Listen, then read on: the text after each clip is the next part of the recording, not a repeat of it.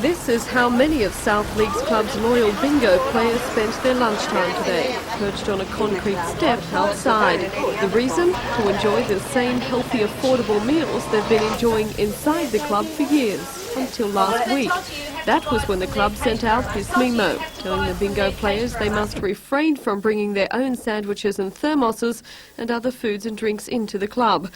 Jean Wood has patronised the club since the 1950s. The work has earned her a life membership. But now she says she might have to forgo that honour in search of another club which will allow her to eat the foods her health and her pension can afford. I mean, there's mainly pensioners that are in here. Now they're paying for his bread and butter. And I reckon that he should be able to lean a little way towards us.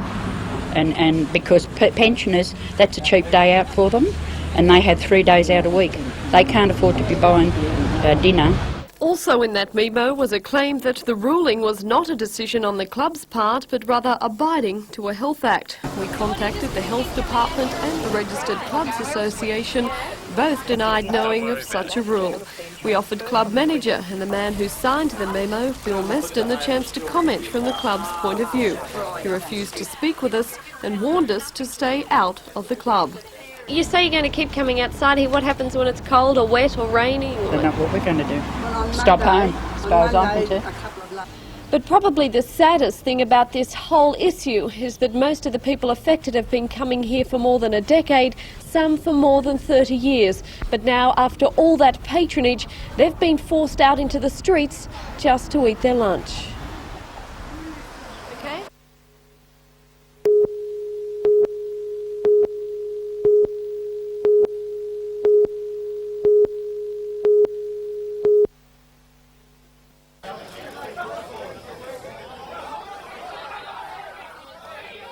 The outdoor workers' decision to continue their strike came this morning during a heated meeting on the steps of City Hall. Voting 148 to 12 to stay out, the workers also rejected an offer from the council as a basis for a return to work. The council had already stated it wouldn't accept the conditions set out by the Cessnock branch of the Municipal Employees Union to get the men back. With the union members defying an Industrial Commission order to return, they and the council remain at loggerheads. And while rubbish piles up, many Cessnock district residents remain without garbage and sanitary services. The dispute flared over sick leave conditions, but one of the main objections is over seniority. Council wants promotion based on merit and not seniority alone, and a training program to be sponsored by Council to be negotiated by the union. Under Council's proposition, you could start here, be a labourer and be here another 30 years and still be a labourer, where the way we worked it, everyone got their opportunity as the years went on to get a truck or some type of plant or something like that. Well, this is the latest. Initially it was supposedly over counselling of the sick leave, then it went to the industrial agreement. This week it's seniority. Now this is what Aldermen must consider. What is it next week? If we solve all these problems, what is it next? In their dispute, workers are referring to a 1987 letter from Alderman Callaghan, then mayoral candidate. In the letter, she said work conditions wouldn't be changed unless agreement was reached between all parties. Well, the members feel that they've been let down by the aldermen because they are interfering with their working conditions. The letter said conditions wouldn't be changed without agreement, and the union did agree at the local level to the sick leave, to the provisions. They did agree we could counsel. As the dispute continues, workers say their families and finances are being hard hit, but they won't give in. After all, this is the mine community, you know. We used to take pride in getting better benefits for our family, and we can't lose. We've got to stay there. We've got to stick in there with it. So how long can you see the strike going on for? Could go on for weeks. The striking outdoor workers say they have no plans to meet again until Council either accepts their proposals or presents them with a new offer. Belinda Borissow, NBN News.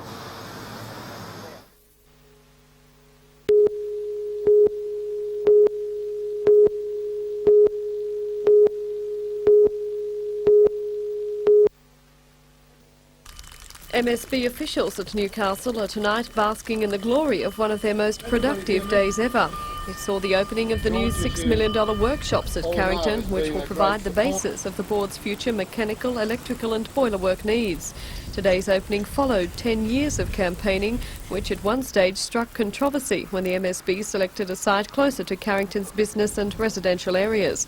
Heated protests followed and eventually the board switched to the present site, and according to Jeff Connell, there are no regrets.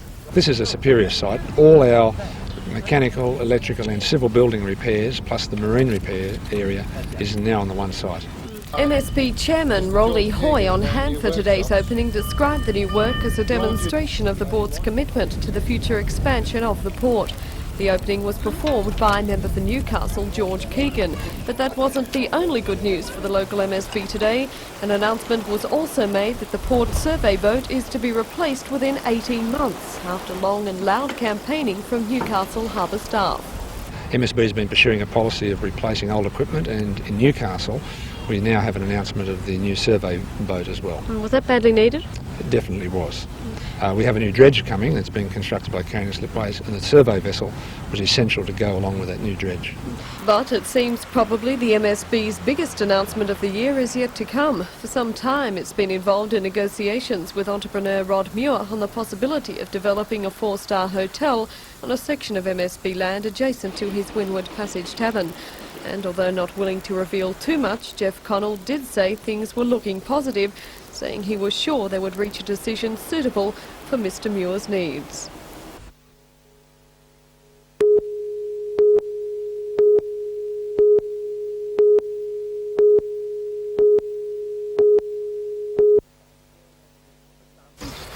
For some, poring over records that date back to the 19th century wouldn't be a great deal of fun, but for researcher John Hay, it became a love affair. For author George Pickford, it broadened his already vast knowledge of the local cricket scene, but one of the hardest areas to combat in compiling the book was the scanning of past stories. The actual writing probably wasn't difficult, Mike, because I've been writing cricket for a long while and I've always had a great interest in the game. The hardest task was to pore through some of the old photostat copies of newspaper cuttings because back in the old days there was nothing really highlighted, and you had to really search to find what today would be the natural headline. And would the founding fathers be happy with the way things are in Newcastle cricket today? I think they would be, Mike. We've certainly produced great players over the years. A number of internationals were born in Newcastle. We had Ray Robinson starting it off in the mid-1930s, and then later on Jimmy DeCourcy, Graham Calling, Gary Gilmore, Johnny Watkins, and players of that calibre constantly come through the ranks in Newcastle, and there have been many, many more who have made it to Sheffield Shield level.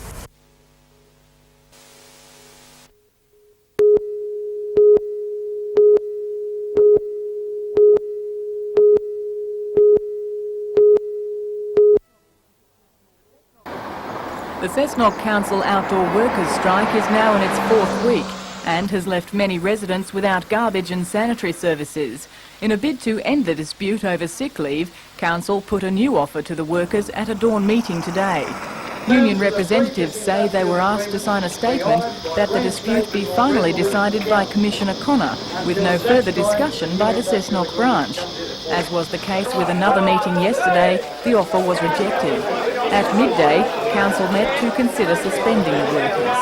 However, in a statement issued this afternoon, the Commissioner asked Council not to suspend employees, saying staff should resume work immediately in the public interest. He also said Council should operate with the old industrial agreement for 1 month until new discussions are held. Commissioner Connor says Council's preservation of the status quo is contingent on an immediate resumption of work.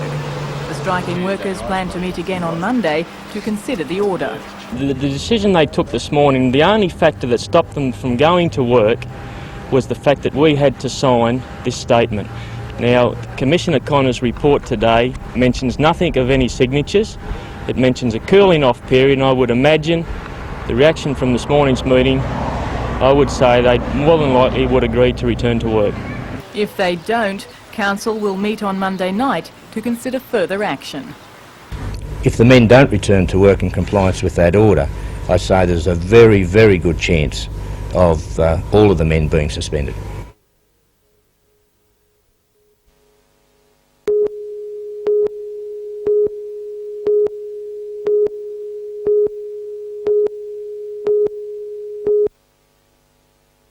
Returned to Melbourne from Moscow this morning to calls from left-wing union leaders that he stepped down as ACTU president immediately. Well, I've heard none of those, and I don't intend doing that, so... He was quickly and firmly supported by Prime Minister Bob Hawke. ...been a requirement of anyone in the trade union...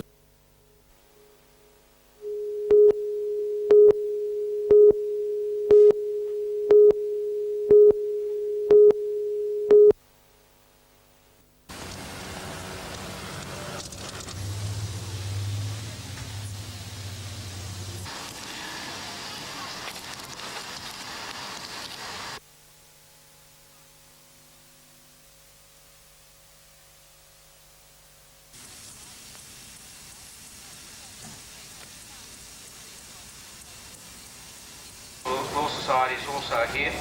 I understand he'll be...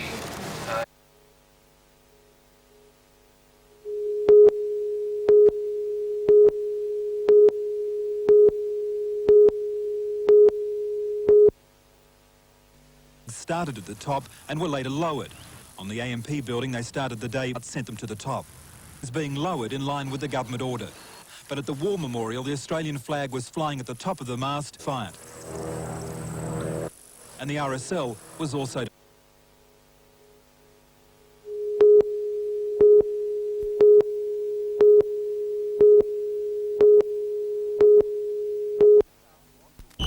Newcastle Austral went into the game confidently with 3 wins from 3 starts in pre-season matches.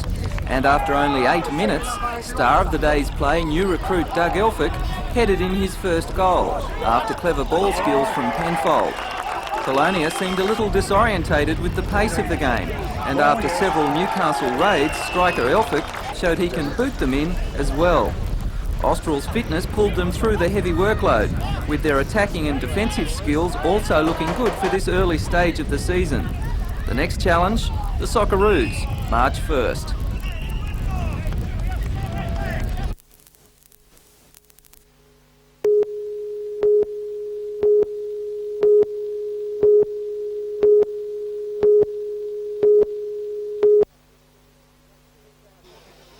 Well, the big crowd certainly did witness some great skiing here on the Williams River at Raymond Terrace and Auski 89. Karen Neville dominated the women's events. She was head and shoulders above the other competitors in the slalom, and then she jumped 38.3 to win the jump from American Lisa Simoneau. A great performance by Karen Neville. In the men's, they split the events. World record holder Mike Shalander won the slalom event after having a run-off with Brett Thurley from Tasmania. And then when it came to the jump, Bruce Neville pulled out a 55.8 metre jump to defeat defending champion Jeff Carrington by 0.3 of a metre and wrap up an exciting Auski 89 tournament. The freestyle event was won by David Reinhardt from the United States. He was head and shoulders above the other competitors, but all in all, the organisers have been extremely happy with the turnout for Auski 89, and the competitors really did turn on some brilliant skiing.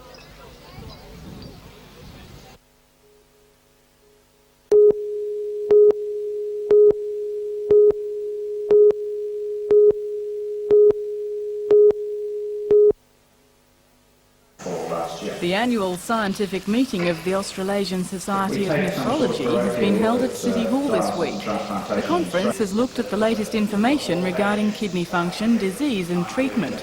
In Australia, almost 50 people per million each year require dialysis or a kidney transplant. Without treatment, they could die. Well, the most common cause is still rated as glomerulonephritis, which is inflammation of the filter system or the glomeruli in the kidney. There are a number of other causes. I think that a major change over the last 10 years or so in Australia has been the reduction in the number of people with analgesic nephropathy, the Beck's-Vincent's excess group. And that's dropped from somewhere around 25% of all our new patients down to about 10 or 12% of new patients.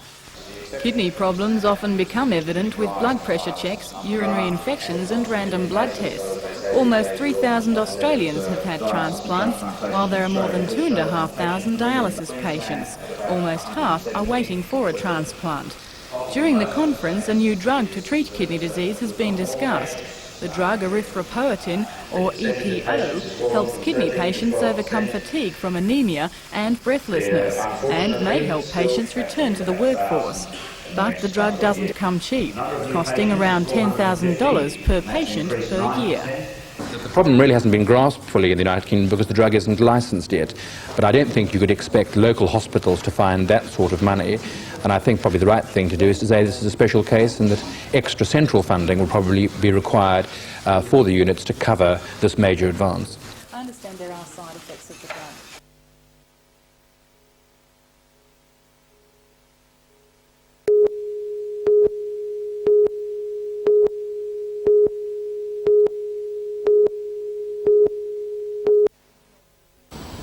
Regional museum staff have just finished unpacking a section of the military collection which has been in storage since it was brought from the Tuggerah Lake Military Museum 4 years ago.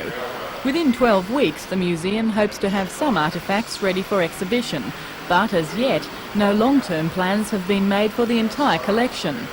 According to Alderman Saunders, a 1984 report from the city planner recommended against buying the collection.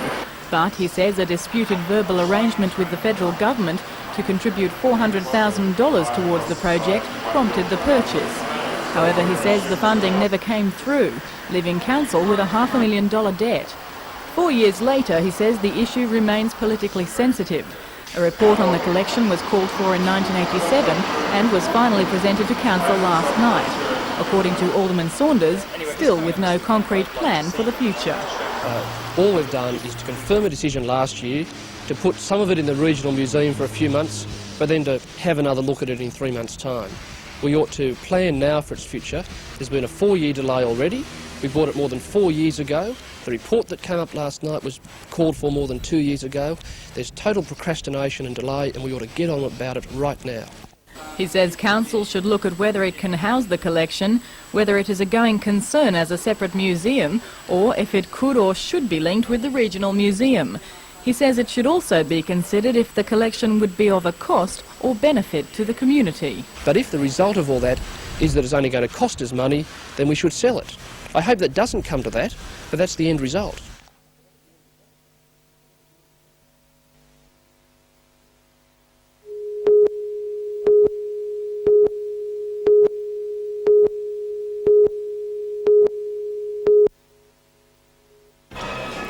Women's group Hunter 2000 raised a substantial sum today for Newcastle Youth Services. And speaking at the fashion show and lunch was Catherine Greiner, who gave her opinion on the solution to today's homeless youth. For all the news, join us tonight at 6.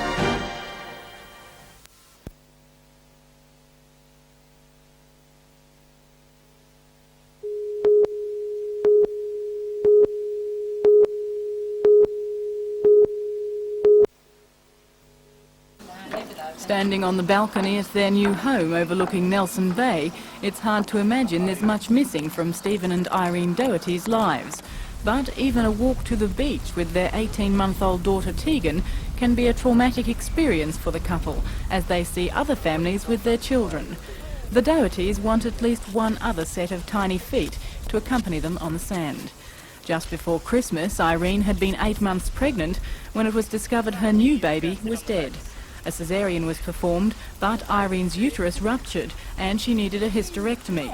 The couple had been living in Sydney, but had bought a house in Nelson Bay to bring up a large family.